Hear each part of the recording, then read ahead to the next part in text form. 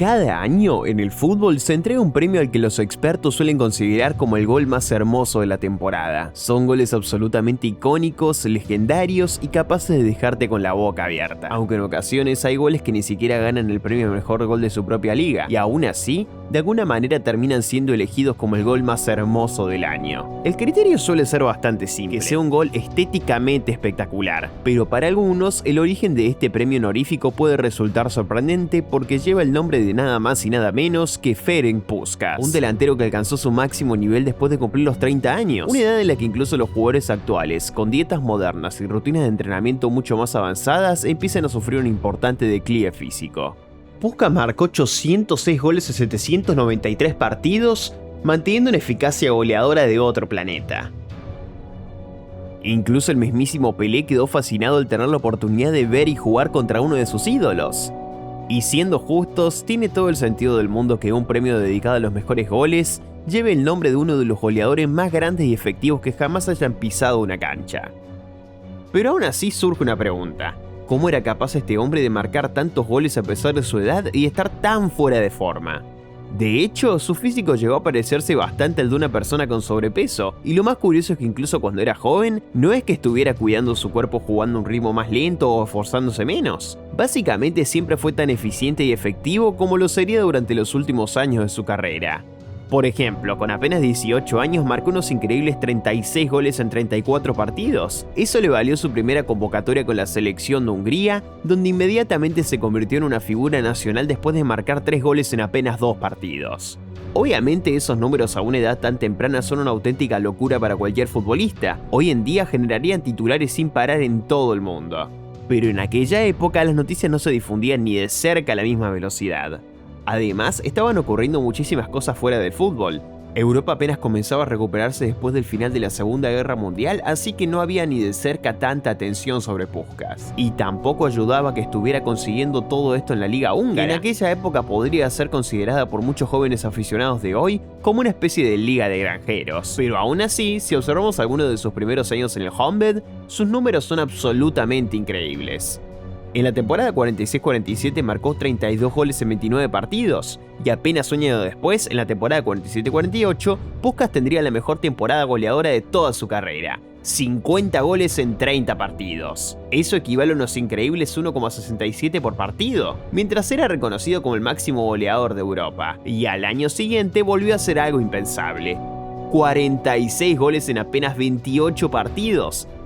Es decir, unos increíbles 1,77 goles por partido. Sé que estamos hablando de mediados del siglo XX y que precisamente no se enfrentaba a la mejor oposición posible, pero aún así, estos números son completamente ridículos. Y durante ese mismo periodo, entre 1945 y 1949, con la selección de Hungría, Puskás llegó a marcar exactamente la misma cantidad de goles que partidos disputados. Quiero decir, solo hay que mirar esos números. Hubo un solo año en toda su carrera en el que no marcó más goles de los partidos que disputó. Puskás, según todos los testimonios, era increíblemente rápido. No necesariamente en el sentido de hacer un sprint de larga distancia, sino por la manera en la que arrancaba en sus primeros metros. Su explosión inicial era incomparable. No era un jugador corpulento, pero tenía unas piernas increíblemente fuertes y sabía perfectamente cómo marcar goles, especialmente dentro del área. Puskás sabía dónde colocar la pelota y cómo definir sin importar desde qué ángulo la recibiera. Ese primer toque suave y preciso, combinado con una inteligencia extraordinaria para posicionarse y moverse sin la pelota, era la fórmula perfecta para convertirlo en una auténtica máquina de marcar goles de manera efectiva y eficiente. Poco a poco las noticias sobre Puskás comenzaron a llegar al resto del mundo, especialmente porque había muchísimo tiempo que Hungría no había tenido un goleador como él. Sus últimos años en el Honvéd fueron realmente la última etapa en la que pudo mantenerse bajo el radar del resto del mundo, porque para los húngaros Puskás ya era prácticamente un dios del fútbol. Y en 1952, el resto del mundo estaba a punto de descubrir por qué. Hasta ese momento, el mundo prácticamente no había prestado atención a este pequeño país comunista, pero para sorpresa de todos, Puskás lideraría su selección hasta conseguir la medalla de oro en los Juegos Olímpicos. Marcó 4 goles durante el torneo, incluido uno en la final. Pero si todavía quedaba alguien que no se tomara en serio Hungría, su opinión definitivamente cambiaría al año siguiente. En 1953, Inglaterra nunca había perdido un partido en Wembley. Eso era así hasta que se enfrentaron a Puskás. Después de aquel partido, los ingleses jamás volverían a olvidarse de él. Hungría los dominó por completo y los derrotó por 6-3 en su propia casa. Y para los pocos que todavía dudaban, Inglaterra viajaría a Hungría para enfrentarlos en su propio territorio, pero esta vez ya no hubo lugar para ninguna discusión. Puskás y Hungría arrasaron con Brasil y Uruguay, avanzando hasta la gran final. Sin embargo, en el camino, Puskás sufrió una pequeña fractura en el tobillo. A pesar de la lesión y el dolor, Puskás quería jugar la final del Mundial, y considerando el estado de forma en el que se encontraba, lo que hizo fue todavía más impresionante. Consiguió abrir el partido marcando el primer gol, pero después de un empate y del tercer gol de Alemania Occidental, ni siquiera Puskás fue suficiente para evitar la derrota. Hungría perdió aquella final y con el tiempo la situación política del país comenzó a empeorar. El gobierno dejó de apoyar a su selección de fútbol de la misma manera, algo que era un reflejo directo de cómo estaba tratando a su propia población. Finalmente, las masas decidieron tomar las calles, y así comenzó la Revolución Húngara. Fue una época extremadamente dura para Hungría, tanto que miles de ciudadanos comenzaron a escapar del país en busca de seguridad y de una vida mejor. Puskás y otros futbolistas húngaros también huyeron del país. Puskás escapó primero hacia Austria y después hacia Italia. Sin embargo, los clubes de esos países se negaban a dejarlo jugar. A pesar de su reputación y de su talento, las complicaciones políticas de contratar a un refugiado eran demasiado grandes.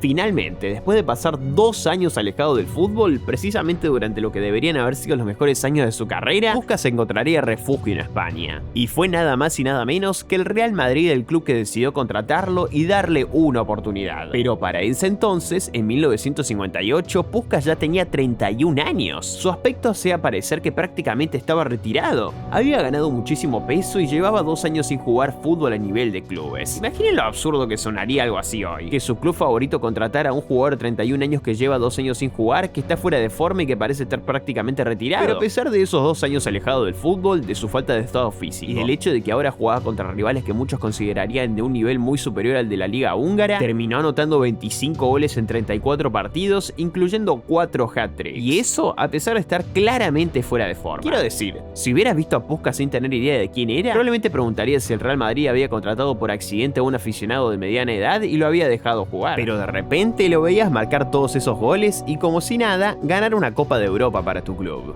Su segunda temporada con el Real Madrid terminó de demostrar que lo suyo no había sido una casualidad. Puskás era realmente un jugador de otro nivel. Marcó 47 goles en 40 partidos, la segunda mejor temporada goleadora de toda su carrera y volvió a ganar la Copa de Europa por segundo año consecutivo. Por fin estaba demostrando que las críticas eran injustificadas. No era bueno simplemente porque jugaba en Hungría. Su estilo de juego, eso sí, había cambiado muchísimo respecto a sus años de juventud. Ahora prefería convertirse en una especie de cazagoles alrededor del área. Era absolutamente letal a la hora de definir, pero seguía manteniendo ese posicionamiento de élite, esos movimientos inteligentes sin balón y una inteligencia futbolística extraordinaria, porque cada vez que Puskás recibía la pelota mínimamente cerca del área, terminaba en gol. Y entre 1961 y 1965, Puskás ayudaría al Real Madrid a ganar 5 títulos consecutivos de la Liga, otra Copa de Europa y 4 veces el premio máximo goleador de la competición. Y lo más increíble de todo es que Puskás se retiraría del Real Madrid a los 39 años, una vez más demostrando que llegó a una edad en la que la mayoría de los jugadores actuales, incluso con los métodos modernos de entrenamiento y preparación física, estaría muy lejos de su mejor nivel. Puskás se convirtió además en el jugador de mayor de edad en marcar un gol con el Real Madrid. Fue el único jugador del club en marcar 6 goles en un mismo partido de la liga. Y también tiene el récord de más goles marcados en una sola edición de la Copa del Rey con 15. Para ponerlo en contexto, incluso Cristiano Ronaldo solo consiguió marcar 7 goles en una misma edición de la Copa del Rey. Así que es lógico que el premio honorífico al mejor gol marcado durante un año calendario lleve el nombre de Ferenc Puskás. Terminó su carrera con la increíble cifra de 806 goles en 793 partidos. Y recuerden, esa cifra podría haber sido todavía más impresionante si no hubiera perdido 2 años de su carrera a causa de la Revolución Húngara. Le dijeron que era demasiado viejo, le dijeron que estaba demasiado fuera de forma, pero Puskás siguió demostrando.